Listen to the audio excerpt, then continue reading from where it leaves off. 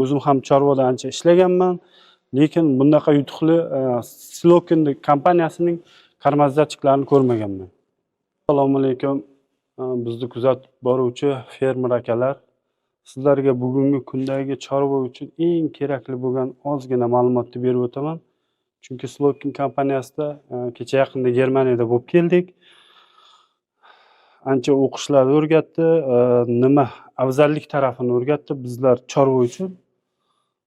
Buni sizlarga batafsil ozroq tushuntirib beraman.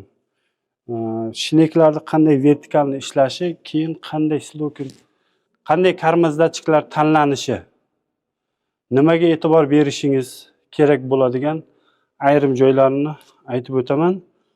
Bunda karmazdachik tanlashganda shinek bilan bunkerda qancha masofada, oraliq masofasida tanlash, necha santimetr bo'lishini bilishimiz kerak, birinchi masala. Keyin buni har birida mangit bo'lishi shart. Chorvaga mangit bo'lishi degani aytgan har bir xashakdagi mayda struktura metallarni olib qolish kerak. Juda bu kerakli narsa. Keyin vertikalni aylanish deganimizda bu qanday? Bunisi bu tarafga aylanadigan bo'lsa, bunisi bu tarafga aylanadi.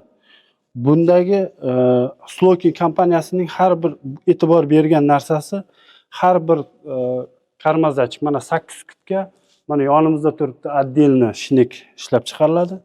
14 kubga отдельно har xil. Уже kubga ko'tarilgan sayin bu shineklar ham o'zgaradi. Ikkinchi masalasi buni yaqinlik tarafi, mana ko'rsatib o'taman. Bort bilan shinekni oraliq tarafi, mana eng yaqin joyi 1 mm bo'lsa 2 mm gacha. Bu nimaga foyda? Bu sizni vaqtingizni tejaydi. Keyingi jarayoni boshqa kompaniyami, boshqami karmazdachilarda e'tibor bersangiz, bunaqa materiallar bukilgan holatda. Slokinda har bir burchagi bukiladi. Boshqa karmazdachilarda bunaqa narsa yo'q. Keyingi etabi xashaklarni to'g'ri ushlashi buni. Chunki vaqtida tezroq aylanish, bu yerda mana 6 minut, 7 minutda aylantirib, agar boshqa karmazdachilikni ko'rgan bo'lsam, yarim soatlab, 40 minutlab turganlarni ko'rganman. Chunki unda oldida zazori yo'q. Ishlash sistemasi ikkita bo'lgani bilan ham umuman boshqacha.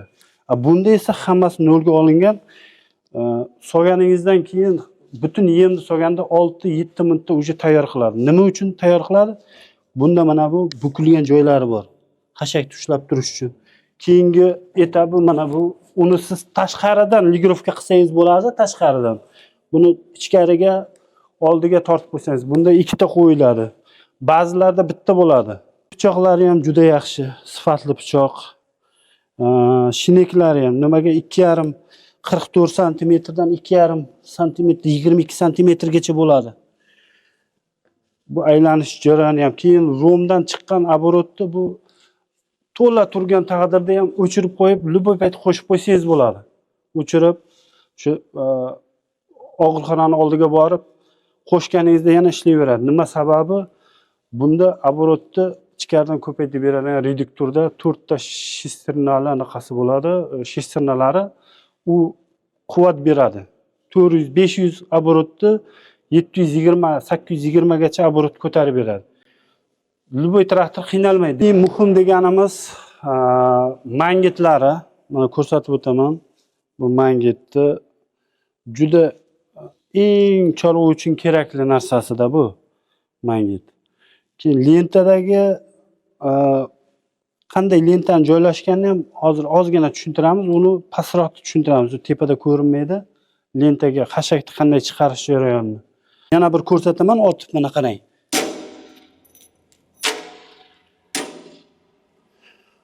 Bu metalni mana tortib ham chiqara olmaysiz. Endi ozroq kuch kerak, lekin bu xashak aylanganda umuman ikkinchi pastdagi orqada tarafdagi ham bu joydan aylanib o'tadi. Chunki bu xashakni tepadan pastga qarab tortadi, vertikalni bo'lgani uchun. Bu shinekka ham e'tibor berasiz. Bu tepadan pastga qarab tortadi. Agar Naborot teskari ishlaydigan bo'lsa, tepaga chiqaradigan bo'lsa, bu karmazachlik keragi bo'lmay qoladi, chunki buni mangitga yaqinroq olib borish kerak. Boyagi bu 14 kubdagi karmazachlikdagi shineklar deganim har birida shinek отдельно. Chunki hozir sizga 8 kubdagini ko'rsataman. Mana buni shinegi umuman boshqacha. 3 variantli, bunda ham xuddi shu mangiti bo'ladi. Bunda ushlab turadigan har bir pichog'i mana. Pichoqni, xashakni ushlab turadigan temirchasi bo'ladi. Ikkita, bunda ham ikkita. Ba'zilarda bitta bo'ladi. Buni xashakni birda tashlash uchun lentani ozroq tushuntiraman. Nimaga bunday lenta? Bunda qarang, 2 mm dan 3,5 mm gacha rezinkasini yaqinroq ko'rsatishingiz mumkin. Nimaga? Chiqayotgan xashak bu bilan teng taqsimlab yerga tushish uchun biri kalta, biri uzun qo'yilgan. Chunki yerga tushayotganda mollarga bir xil yem tarqatish kerak. Shuning uchun qilingan narsa bu. Bularda ishlab chiqarish yangi texnologiyalar ko'p. Xudo xolasa mana bu oktyabr oylariga samoxodniy karmazachlikni olib kelmoqchimiz. Buni endi zavodda Germaniyada ham bo'lib o'tganimizda fermerlar, o'sha chorva fermalariga bordik, effekti, yutuqli taraflarini juda ko'p maqtadi, ko'p aytdi uni. Ular oldin samoxodni ishlatgan bo'lsa, hozir 70-80% chorva fermerlari o'sha samoxodniga o'tgan. Har xil kubda. Endi ularda 200 bosh moli borlar ham o'sha samoxodni karmazachliklarga o'tgan. Qanday uni yutuqlari? Uni endi nemislar bilan gaplashganimizda ishlashi, sarf xarajat tarafidan juda maqtadi. Endi uni biz O'zbekistondagi chorva fermerlarimizga olib kelib bir ishlatib ko'rsatamiz, shunda bilamiz uni qanday effektli taraflarini. O'sha yutuqli taraflarini aytganimizda, xudo xolasa mana oktyabr yoki noyabr oylariga samoxodni olib kelamiz. Uni yutuqli taraflari senajlarni tekis olishi, ertangi kunda mag'arlashni oldini olish, keyin u aniqlik bilan ishlaydi. Unda o'zida olayotganda sensorlari bor. Namlikni o'lchab turadigan. Uni siz telefoningizda nazorat qilsangiz ham bo'ladi. Telefonga ulanadi. O'sha mexanizatorda uni yutuqli tarafi juda ko'p ekan. Yoqilg'idan ekonom, odam kuchidan ekonom.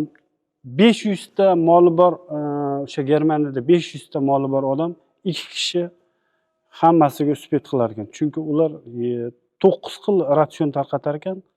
Ratsionlarni ham ko'rdik, uni ishlash jarayonini ham videolarini qo'yganmiz. Batafsil ma'lumot uchun pastdagi qo'yilgan raqamlar bilan bemalol bog'laning. Sizni qiziqtirgan savollarga bemalol 24 soat javob beramiz.